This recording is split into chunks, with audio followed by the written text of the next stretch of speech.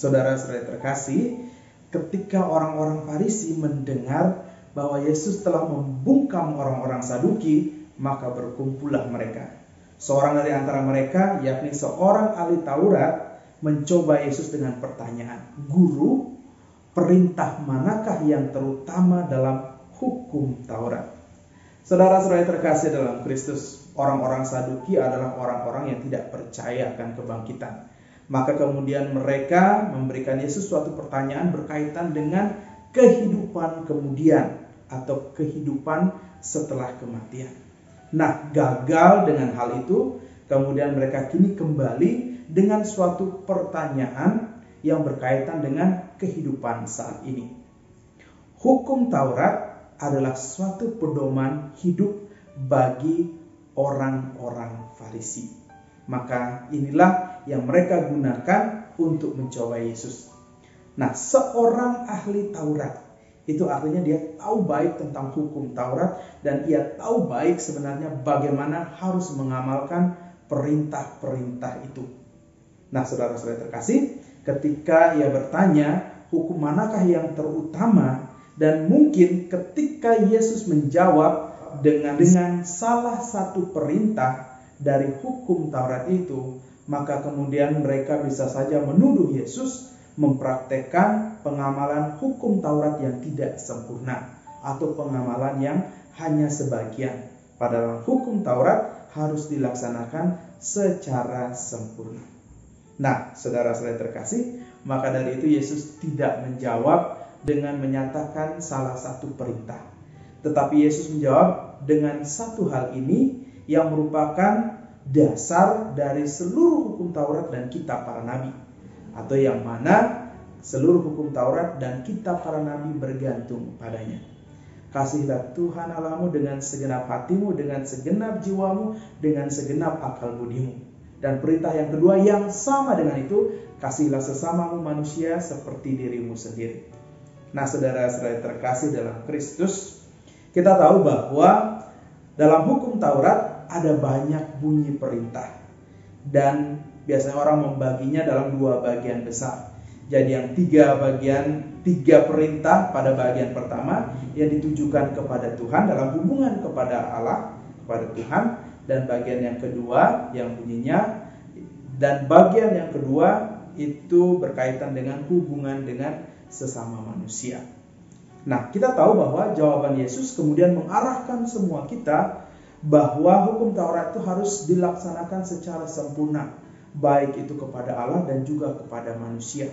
Kita harus mencintai Tuhan dengan segenap yang kita miliki. Kenapa? Karena Allah adalah kasih yang sempurna dan Allah telah lebih dahulu mengasihi kita. Karena begitu besar kasihnya kepada dunia ini, yang mengirimkan putranya tunggal. Nah, saudara-saudara terkasih, dalam surat pertama Rasul Paulus kepada jemaat di Tesalonika juga mengungkapkan hal yang sama, bahwa pertama-tama hal itu datangnya dari Tuhan. Kamu telah menerima firman Tuhan dengan sukacita yang dikerjakan oleh Roh Kudus, sehingga kamu menjadi teladan bagi semua mereka yang percaya. Saudara-saudara terkasih, Allah sudah lebih dahulu mengasihi kita. Maka mengasihi Allah itu adalah perintah yang utama dan terutama dalam hidup iman kita. Tetapi jangan lupa bahwa mengasihi Allah tanpa mengasihi sesama manusia adalah hal yang sia-sia. Karena kasih kepada Allah selalu mewujud nyata dalam kasih kepada manusia. Nah, wujud kasih kepada manusia ini telah kita dengar juga dalam bacaan pertama dari kitab Keluaran yang berisi tentang larangan-larangan. Yakni, janganlah kamu menindas orang asing, janganlah kamu menindas janda dan yatim piatu. Kalau kamu meminjamkan uang, jangan berlaku sebagai penagih hutang, dan jangan kemudian kamu mengambil bunga.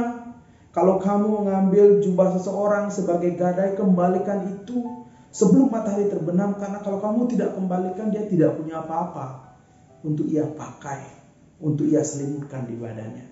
Saudara-saudari yang terkasih dalam Kristus, perintah yang Tuhan berikan kepada kita, itulah yang membuat kita dapat melaksanakan hukum Taurat itu dengan sempurna.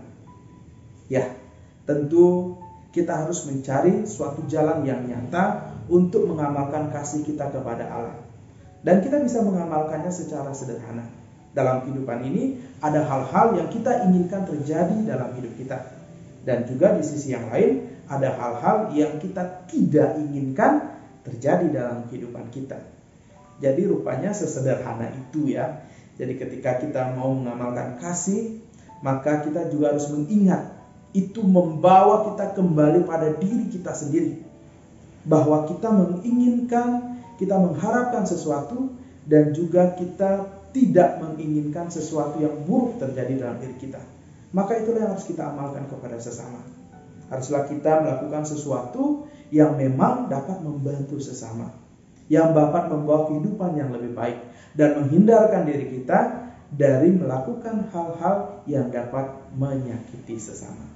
Saudara-saudari yang terkasih dalam Kristus, ada dua hal yang kemudian menjadi konsekuensi dari keputusan kita untuk mengasihi Allah dan mengasihi sesama. Yang pertama adalah kita menjadi orang-orang yang peka. Ya, kita tentu ingin agar Allah, Tuhan, senantiasa ada di dalam kehidupan kita. Secara khusus, terutama dalam situasi-situasi tertentu.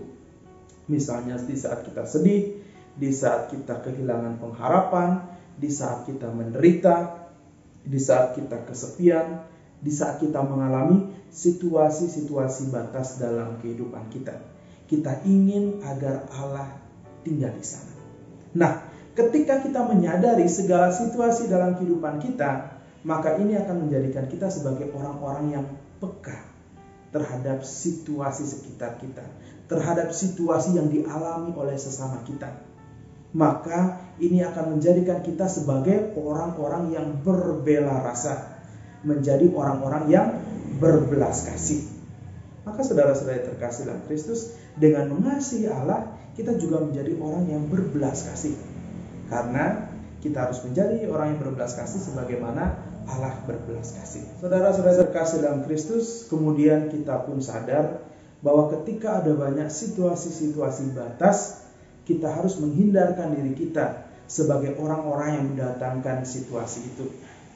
Maka perintah Tuhan pada hari ini, jangan menindas, kemudian jangan menyiksa sesama, jangan mengambil keuntungan dari sesama, dan juga jangan mengambil apa yang dibutuhkan oleh sesama.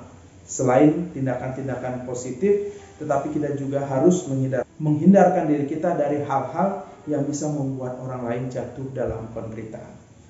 Saudara-saudari yang terkasih dalam Kristus, jika kita pergi kepada Tuhan, ada baiknya mungkin kita pergi sebagai orang-orang yang tidak tahu, ketimbang kita pergi sebagai orang-orang yang ingin mencobai Tuhan.